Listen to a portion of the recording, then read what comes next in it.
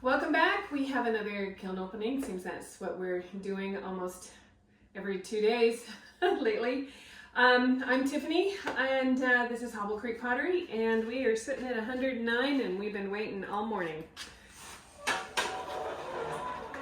have a bunch of hand painted pieces in here and been trying to get a good purple that won't burn out, and looks like my purples always turn blue.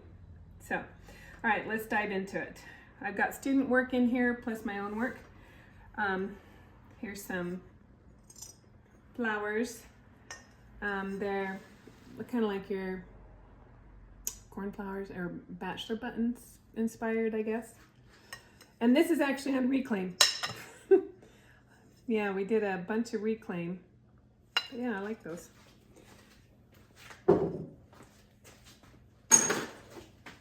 And I fired all of these on post because I did glaze the bottom, and sometimes I've had issues with the glaze bubbling under, almost like it boils under, and I don't like that. And this here will just grind off. But yeah, nice little soup or salad bowls, or yeah, very cute. Really like those. And on these, I use the Color Concepts Colors for Earth. And then the black is the Mayco designer liner. And then just clear. And the clear is one that I mix up myself. Just a simple glaze. Okay, so this has potential. So at the very last minute, I made a whole bunch of these little dishes, and I went out and got me some Amaco Amethyst Velvet Underglaze and the Royal Blue. And this is actually a Speedball light green. So I guess it was worth the big bucks. I think it was like $40 for a pint of amethyst. It was insane. Actually, the Royal Blue was the same, but I got purple. And that's actually washed back. I really like that. I got a bunch of these in here. I have a show first weekend in September, or I guess the second weekend in September, 8th and 9th. And those are for that. This is actually Haley's, one of my students. She did a really good job on that. She's got purple in here, but it did go to blue. She did get some purple, but that's pretty. Nice job. This is another one of my students, McKay's.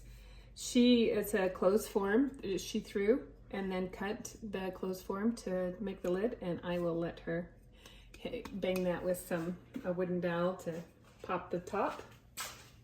I always make my students do that kind of stuff. They gotta learn how. Okay. This is another one of my students. Ooh, lid popped right off. Great. Oh, cute. I love the little added details. Good job. This is Tessa's. Very fun. Little honey jar. We've been working on containers and lids lately. So a lot of honey pots. Honey pots. Garlic dishes is another one of Tessa's. Nice job. The lid releases really well. Cute little mushrooms. And this is the marigold. So is the honey pot. The Potter's Choice Marigold, and this is on reclaim. So the reclaim studio blend, because it's got a mix of the speckle bee mix, regular bee mix. I believe there's some Arctic white in here. There's some bone white in here. There's also some bee mix with grog. So basically all your white clays all mixed together. So we're calling it the studio mix. And I did fire these up on stilts to make more room to get them in. All right. These are Mickey's. She's doing very nice weight on that. She's also Nightcraft Co. So a lot of my students are now selling their work. And so we have like 3 or 4 businesses running out of my little studio. It's really cool. But yeah, she's gonna luster this, put some gold on the mushrooms. Very, very cool artistic piece. And here's another one. She's going to put mother of pearl on this one. and some gold luster. Very nice. And yeah, definitely gonna let her get the tops off. Not touching that. This is another one of Mickey's. Nice. This is the coastal blue by itself. Nothing on it. It's an absolutely gorgeous glaze from Clayscapes. You get so much variety. One dip, done. So within 5 seconds, you're done. You don't have to brush 3 coats. Absolutely gorgeous finish. If you haven't guessed by now, it's one of my favorite glazes. All right. I'm gonna have to show you a picture of these before they were fired, because you would not think that this is the color they'd come out. But I mean, they came out okay, but the purple went blue. So, but it still works, I guess. It's got, this is done with the Flexi Bats, the mountain. But yeah, all my purple on these. But I'll insert a picture of what those did look like. I have bowls too that did the same way. The mountain turned out nice. But these are going to be fitted for a bamboo lid with straw. Hopefully they'll fit. Oh, this is fun. Got more purple on this one down at the bottom. So little bats on the back, little bat on the bottom. Love Halloween. Another mousse. And I do fire them on stilts because I do glaze that. So the little bits that the stilt leave, I'll just hit with the Dremel. Sometimes you don't even have to, like right there I'll have to, but they all have mountains on them with the mousse. I love mousse. Some more bowls. So there'll be a set of 4, I believe. Actually, I think there's 5. I think there's one that didn't make the kiln. But yeah, I fired them on stilts again too. And these ones won't even need their little grinded off little bits from the posts. They're all nice and smooth.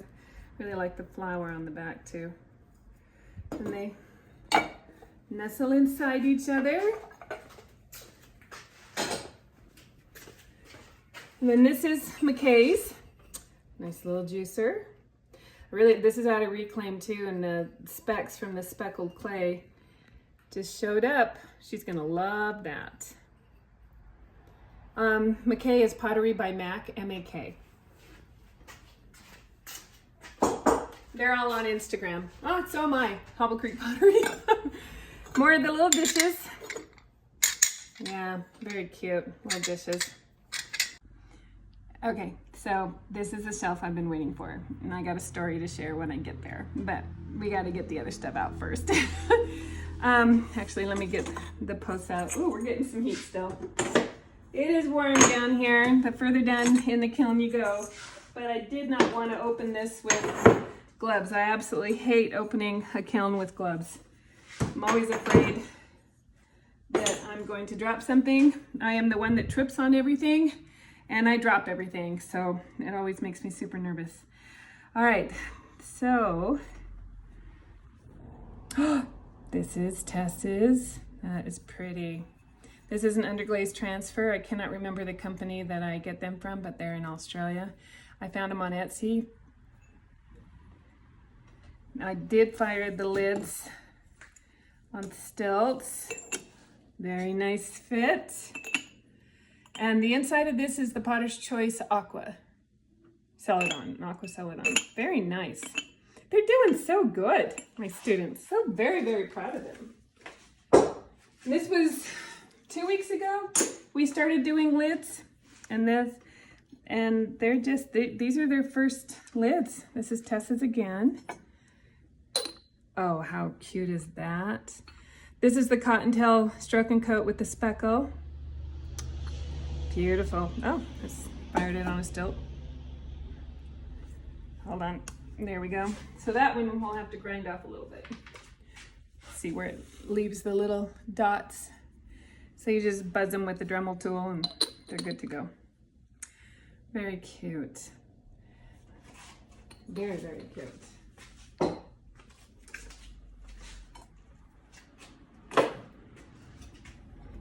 All right, this is a butter crock, another one by Tess, and I will let her get that out. So that'll be, oh, and this one, another reclaim, but look at the specs, how they showed up. The little magnesium flecks that are in the speckled clay that came through. Very fun. Really enjoying the reclaim. We did about 500 pounds of reclaim. And this is Mickey's Nightcraft Co. This is her graffiti dish. She did the coastal blue on the inside, reacted with the underglaze transfers. That's interesting, but that's super fun.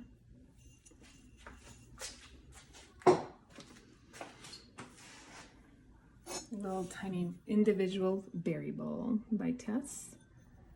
Fun. I think this is the pear with the Amaco celadons in the reclaim.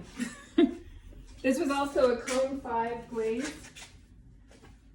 So I actually do not like to do reclaim hotter than a cone 5.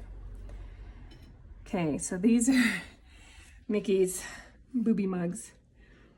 Absolutely love them with the underglaze transfers. Very, very fun. And then the cottontail stroke and coat speckle on the inside. She's got 2 of these in here. It's very fun. So much creativity with all these students. Okay, another one on the stilts. Let's see, a little garlic dish. Tess, man, she is just nailing the lids. Very fun.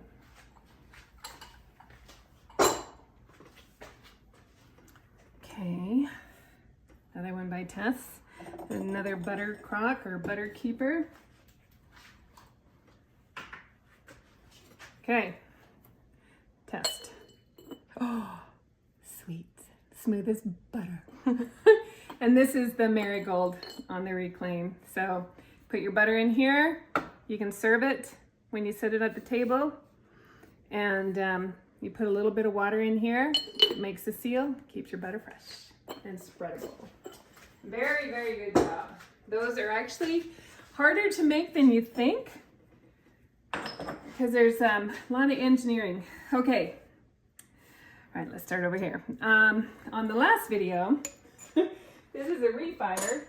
If you watched the last video, okay, this is what happens when you refire transfers.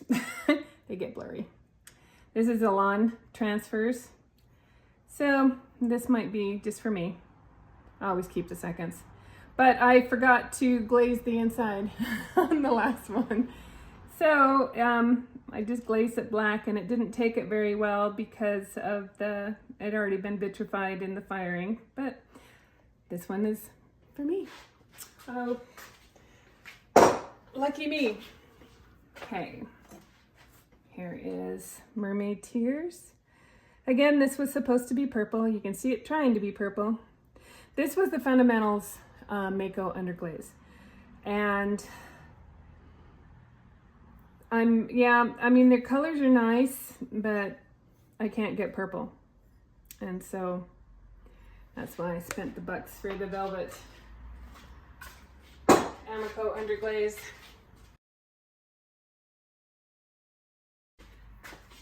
Okay, here is another, okay, hold on just a second. This is what's cool. Both of these are exactly the same glaze, same clay, and this coastal blue. This is in the top of the kiln, and the top is a little cooler. This is the middle, and it's hotter, and you get more blue, more blues, more purples, more runs. Love this glaze. Okay, ready for a story? So I will post the pictures of these before. I do think they were prettier before. They're pretty, they're okay. I was told when I was in 10th grade when I had to take an art elective in high school, the art teacher told me I had no talent for drawing and I should take pottery because I was wasting his time. And so I've always thought I couldn't draw. And actually, though, it was the best decision ever to get me into pottery. So this is the first time I've done any free painting, I guess, other than those cornflower blue flowers that you saw, but those are really loose. This is lupine, and it actually turned out. But I will show you, I had more purples and pinks in here, and they did burn out, but at least the blue didn't. Anyway, Jess's Chun Blue on the inside, and then Colors for Earth is what I used. And I was worried that the white wouldn't show because I was dipping it in the blue and the white so that each petal would have both colors, and it actually showed up. But I will show you what it looked like before so you can get an idea. But still, happy with it. But now I want to try it with the purple or the amethyst underglaze from Amaco. But, so here's another one. Actually, I need to set them up because there is one that had, they actually are fairly pretty, but they were going to have more, this one has more pinks and purples. It was definitely more purple before, but still, yeah, it works okay. And this is actually on the bone white, which has some grog. I think when I do them again, I'll do them on the straight B mix. But yeah, not unhappy. I think they're kind of cool. I think they'll be really pretty.